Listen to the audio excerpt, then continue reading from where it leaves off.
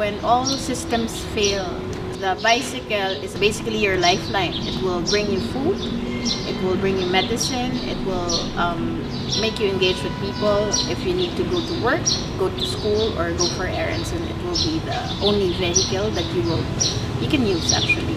So it's a wonder that it has not gained real respect that it deserves until now.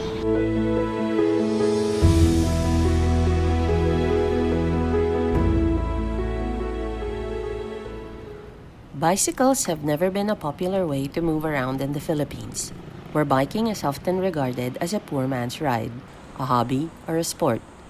Biking infrastructure is also inadequate, making most roads in the country quite unsafe for daily commutes on a bike.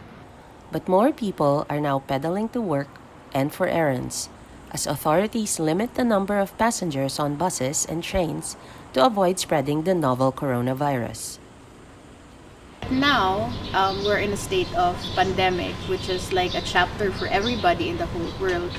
And a lot of the countries have actually made their own emergency measures or augmented actual bicycle systems that they already have.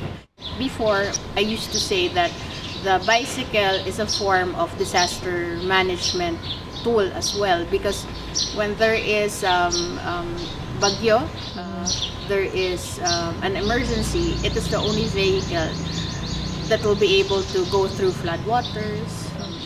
You only use the energy that you have to propel yourself from one point A to point B, unlike other forms of transportation where you have to use fuel, batteries to actually gain mobility. Biking veterans are educating new bikers on how to keep safe on the roads. Bikes for the Philippines, a group that has been donating second-hand bicycles to school children in remote areas since 2011, recommends riding in groups to navigate the country's car-heavy roads. Our country is really car-oriented. The way they built our cities are like far in between and everything. We're the only country ata in the world maybe that doesn't accept biking as a means of transportation. And you know why that's it? That's a cultural thing. The bike is a toy. But in other countries, it's for delivering newspaper, milk, going to school, going to the supermarket. It's transportation. But here, it's a toy.